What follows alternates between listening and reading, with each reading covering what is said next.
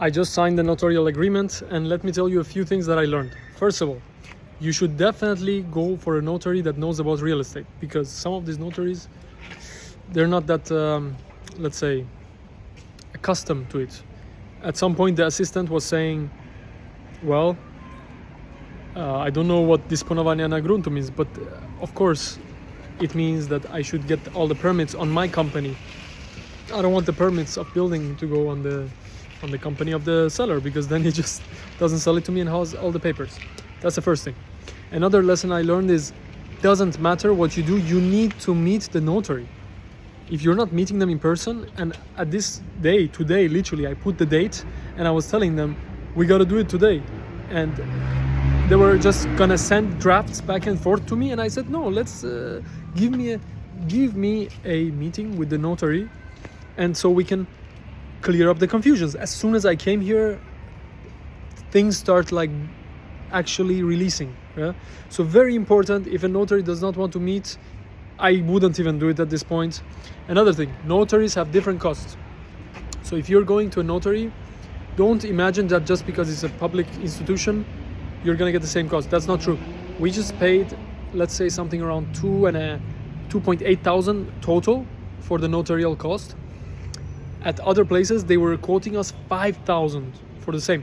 Doesn't mean that this notary is better or worse. Actually, the location is not the most beautiful, but the notary woman was perfect. I mean, she, from the perspective of being a good notary, right? She knew what she was doing. She understood the points. She clarified everything. And there was a lot of stress. I can tell you the son of this person who was signing, he was very stressed, and he was not happy that it was taking longer. Like, he was like shaking, and so I tried to be calm and help him understand the situation, and I told him that I understand it's very stressing, right? It was the first situation he was in that was that stressful. So I told him, relax. I went and bought some snacks to relax everyone. At this point, it's around 20. It's the 20. That's the time. 20 p.m. Not 8 p.m. It took us from, I was here since 2 o'clock, 1 o'clock, and we just finished. It's 7 hours. And guys, let me tell you another thing. Get a translator, but not joking, I was planning to have a translator because my Polish is not the best, but translator couldn't come, and then she said someone else can come. I was like, just like, forget it. I knew enough Polish to actually, I did the whole act on myself, by my own. There was no translator, and I had planned originally to pay the translator something like, I don't know, for 3 hours they take maybe 300 zloty, but it ended up not happening. And another thing to tell you, I asked the notary, and I was asking her, is it always like this, that we're trying to write up the notary and there's changes coming? They're like, oh no, we shouldn't do this, and I'm calling the lawyer, and the lawyer's like, oh, I don't want that, and we're like almost in a fight. And well, not really. I was trying to keep it friendly, and I understood that point. So in the end, there was so many changes last minute, and we had to be in constant communication, right? So I think the best situation is, if the seller or the buyer is a businessman and understands these like legal points, we have to be in the same room. If you're not in the same room, this thing is going to take years. I could have put this meeting for today to Monday and not stressed anyone, but then on Monday we would have had the same issue, in my opinion. So I just got to push. That's another lesson for me. Push as hard as you can once you got the deal, because I mean, okay, so I gotta tell you what I risked. The last draft, I didn't have a lawyer read it.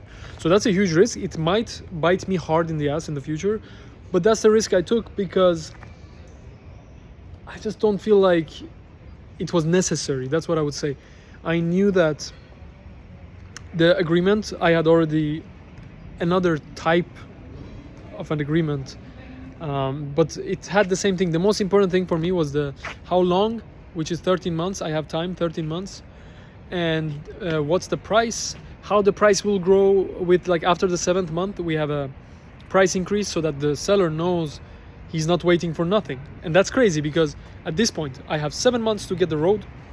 If I get the road, then I have more months to get the pozwolenie na budowę, which means I just paid around 20,000 zloty.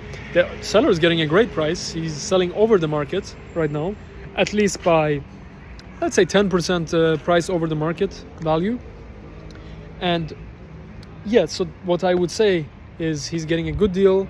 I told him if he waits, he gets more money, and I'm paying him more money for the land.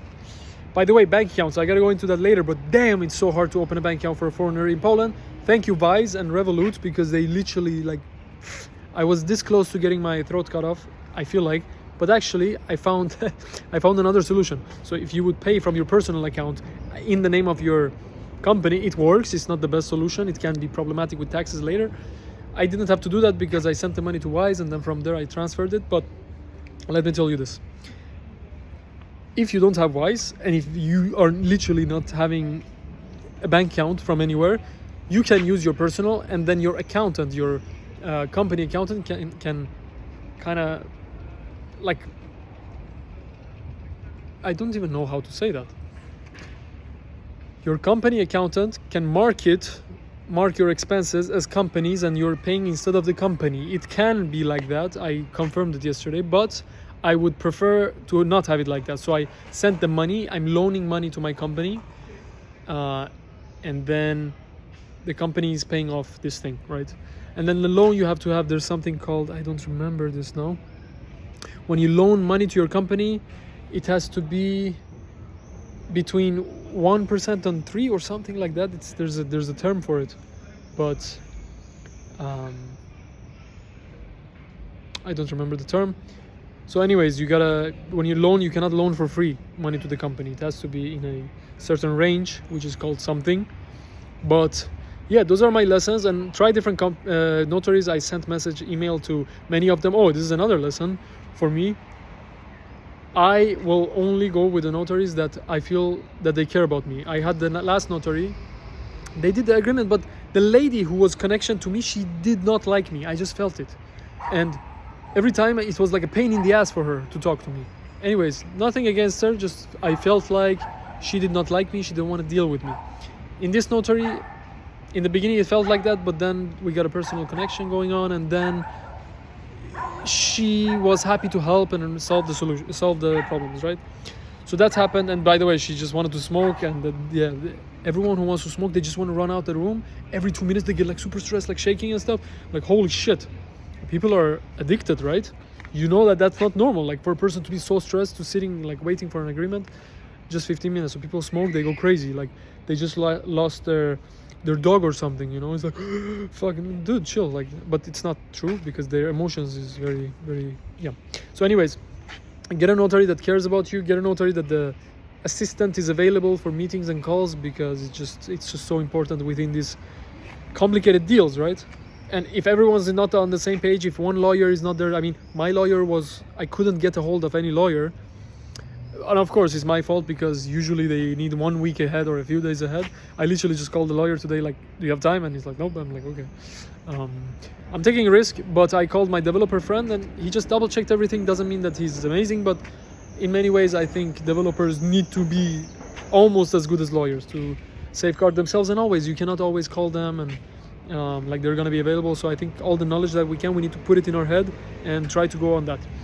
Anyways, those are my lessons, and have a good day. I'm gonna probably upload this to YouTube also. Bye.